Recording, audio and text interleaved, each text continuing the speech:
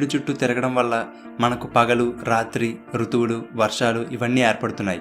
అదే ఒకవేళ మన భూమి తిరగడం ఆగిపోతే అప్పుడు జరిగే విధ్వంసం ఎలా ఉండబోతుంది? అసలు ఎప్పటికైనా మన భూమి తిరగడం ఆగిపోతుందా? భూమి అంత వేగంగా తన చుట్టూ తాను తిరుగుతున్నా సరే మనకెందుకు తిరుగుతున్న ఫీలింగ్ కలగడం లేదు? ఇలాంటి ఇంట్రెస్టింగ్ విషయాలన్నీ ఈ వీడియోలో తెలుసుకుందాం. భూమి పడమర వైపు నుండి తూర్పు వైపుకు నిరంతరం తన చుట్టూ తాను తిరుగుతూ ఉంటుంది. అలాగే భూమి మీద ఉన్న ప్రతిదీ కూడా భూమితో పాటు తిరుగుతూ ఉంటుంది. ఈ తిరగడం అనేది ఇప్పటి నుండి కాదు, భూమి ఏర్పడిన 450 కోట్ల సంవత్సరాల నుండి అలా తిరుగుతూనే ఉంది. మన భూమి తిరిగే వేగం భూమధ్యరేఖ దగ్గర ఒక గంటకి 1670 కిలోమీటర్లు ఉంటుంది. కొంతసేపు మన చుట్టూ మనం తిరిగితేనే కళ్ళు తిరిగినట్టు అనిపిస్తుంది. అలాంటిది ఇన్ని సంవత్సరాలుగా ఇంత వేగంతో తిరుగుతున్నా సరే మనకు తిరుగుతున్నట్లు తెలియకపోవడానికి కారణం ఏమిటంటే మన భూమితో పాటు దాని మీద ఉన్న సముద్రాలు, భూమి చుట్టూ ఉన్న అట్మాస్ఫియర్, ఇలా ప్రతిదీ భూమితో పాటే సమానమైన వేగంతో తిరుగుతున్నాయి కాబట్టి మనం తిరుగుతున్నట్టు తెలియదు. ఒకవేళ కేవలం భూమి మాత్రమే తిరుగుతూ భూమి చుట్టూ ఉన్న వాతావరణం తిరగకపోతే అప్పుడు మనం తిరుగుతున్నట్టు తెలిసేది. అలాగే భూమి కూడా ఎప్పుడూ ఒకే వేగంతో కాన్స్టెంట్ స్పీడ్తో తిరుగుతుంది కాబట్టి మనకి తిరుగుతున్న ఫీలింగ్ కలగదు. అలా కాకుండా కొంతసేపు తిరగడం, కొంతసేపు ఆగడం, లేదా ఒక్కొక్కసారి ఒక్కొక్క వేగంతో తిరుగుతున్నట్లయితే మనకి భూమి తిరుగుతున్నట్లు తెలిసేది. అంటే స్పీడ్ చేంజ్ అయితేనే మనం మోషన్లో ఉన్నట్టు తెలుస్తుంది. ఉదాహరణకి మనం కారులో ఒక స్మూత్ రోడ్డు మీద ప్రయాణిస్తున్నప్పుడు ఆ కారు ఒకే వేగంతో వెళ్తున్నప్పుడు మనకి కారు కదులుతున్నట్టు పెద్ద అనిపించదు. ఎందుకంటే కారు ఎంత స్పీడ్తో ప్రయాణిస్తుందో కారులో ఉన్న మనము, అలాగే కారులోని వస్తువులు అదే వేగంతో ప్రయాణిస్తూ ఉంటాయి కాబట్టి మనకు కదులుతున్నట్టు తెలియదు. అదే ఒకవేళ కారుకి బ్రేక్ వేస్తే స్పీడ్లో చేంజ్ రావడం వల్ల మనం కొంచెం ముందుకు వెళ్తాం. అలాగే భూమి కూడా ఒకే వేగంతో తిరుగుతూ ఉంటుంది.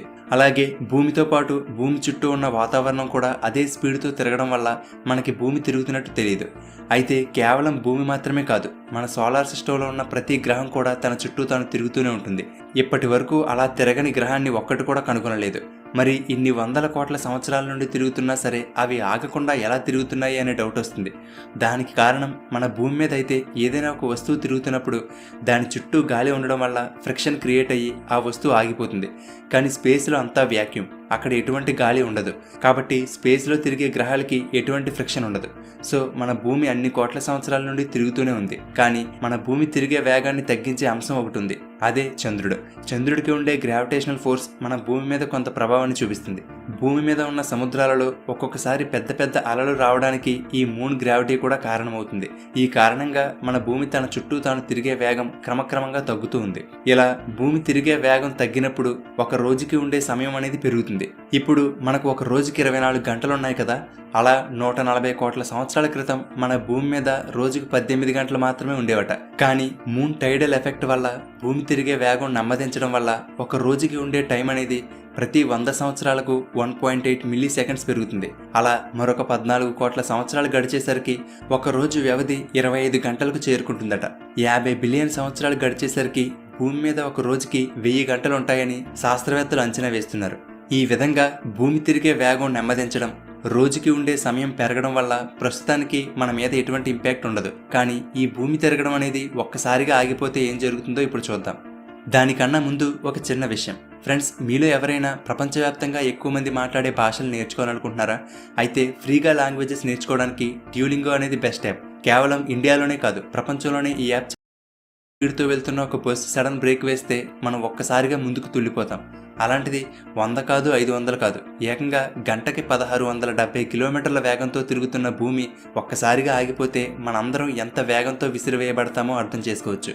వేగంగా వెళ్తున్న బస్సు సడన్గా బ్రేక్ వేస్తే బస్సు ఆగినా సరే దానిలో ఉన్న వాళ్ళు ముందుకు వెళ్తారు. దానికి కారణం ఇనర్షియా ఆఫ్ మోషన్, అంటే జడత్వం.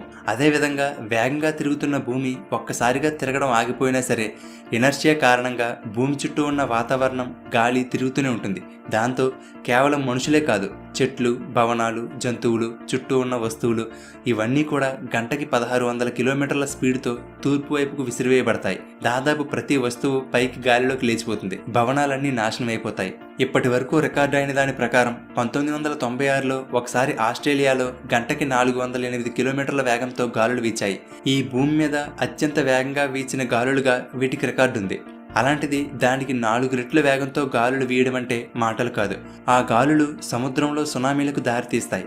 ఈ భూమి ఆగడం వల్ల ఏర్పడిన విధ్వంసం తీవ్రత భూమి మీద ఒక్కొక్క ప్రాంతంలో ఒక్కోలా ఉంటుంది. ఈ తీవ్రత భూమధ్యరేఖ దగ్గర ఉండే వాళ్ళకి చాలా ఎక్కువగా ఉంటుంది. అదే పైకి ధృవాల దగ్గరికి వెళ్ళేటప్పటికి భూమి తిరిగే వేగం అంత ఎక్కువగా ఉండదు. కాబట్టి అక్కడ తీవ్రత కూడా తక్కువగా ఉంటుంది.